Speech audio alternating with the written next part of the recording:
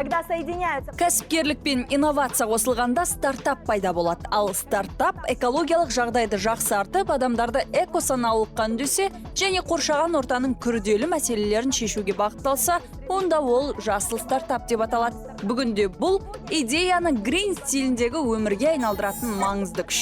Гринтектің бүгінгі айтары осы жөнінде. Эфирде Әлия Махамбет. Әлия Махамбет.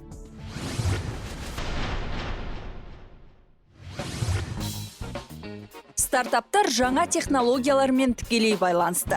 Қазір экология мәселесіне назар аударатын жаңашыл кәсіпкерлер көбейді. Олар қоршаған ортаны қорғау, табиғи тепе-теңдікті сақтау, экологиялық таза өндіріс пен көміртек қолданысын азайтуға басымдық береді. Тұрғын үй коммуналдық шаруашылығы жүйесіндегі үрдістерді автоматтандырумен айналысатын жасыл стартаптың авторлары да дәл осы идеяларды ұстанады.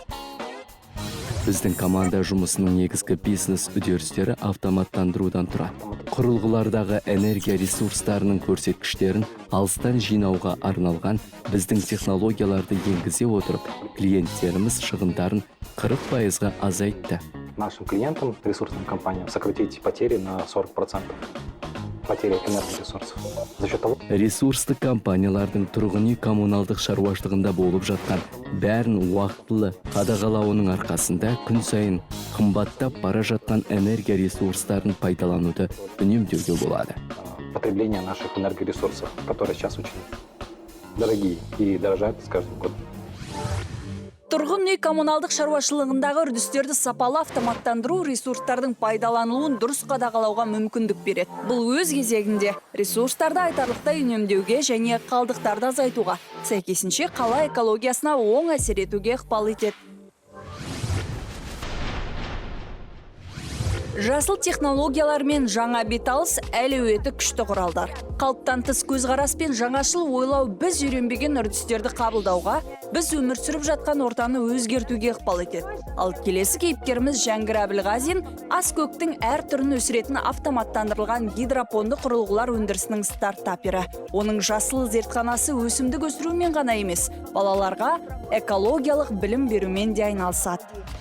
Urban farming, выращивание растений. Адамдардың табиғатты аялауға, өсімдіктерді қорғауға қатысты көзқарасы жақсы жаққа өзгеріп келеді. Олар әсіресе табиғатқа жиі шықпайтын қала тұрғындары мұның қалай жұмыс істейтінін, автоматтандырылып жатқанын өз көзімен көруге мүмкіндік алды. Выращивание растений, как это можно делать более эффективно. Мәселен, гүлді өздігінен суарып, автоматты жарықтандыратын гидропонды құрылғылар жүйесін іске қосу арқылы қалалықтарға тың ақпарат бере алдық. Кесте бойынша өсімдікке пайдалы қоректік заттарды жіберіп, уақыт үнемдеуге болады. В которых можно выращивать одновременно множество растений.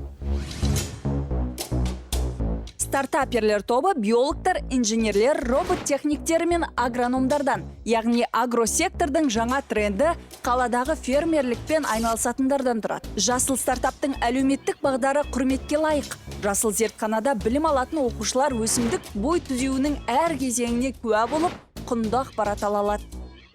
Защита окружающей... Қоршаған ортаны қорғау әр адамның міндеті. Қарапайым әрекеттермен ақ оған үлес қосуға болады. Мәселен, полиэтилен пакетінің орнына эко-сөмке пайдалансаңыз да жетіп жатыр. Себебі болмашы дүниенің өзі экологияға орны толмас зиян келтіреді емес пе? Эко-сөмкелер пакеттерді оңай алмастыра алады. Оларды тігумен айналысатын жобаның бірі әлеуметтік әлсіз топты да жұмыспен қамтып отыр.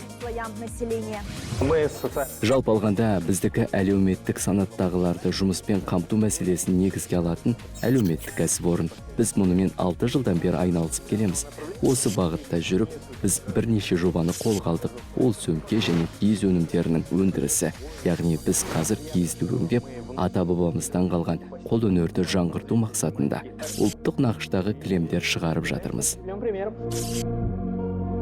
Шеберхана жиһаз дайындаумен де айналысады. Бұл істе де экологиялық таза өнімдерге басымдық беріледі. Жасыл экономиканы жасыл бизнессіз, жасыл технологияларға және экологиялық тазалыққа басымдық беріп, әлемді өзгертетін жобалар мен стартаптарсыз елестету мүмкін емес. Мұның бәрінің Қазақстанда дамып, қолдау тауып келе жатқаны қуантады. Сіздермен бірге жасыл технологиялар әлемін аралаған мен, Әлия Махамбет, амандықта жүздескенше.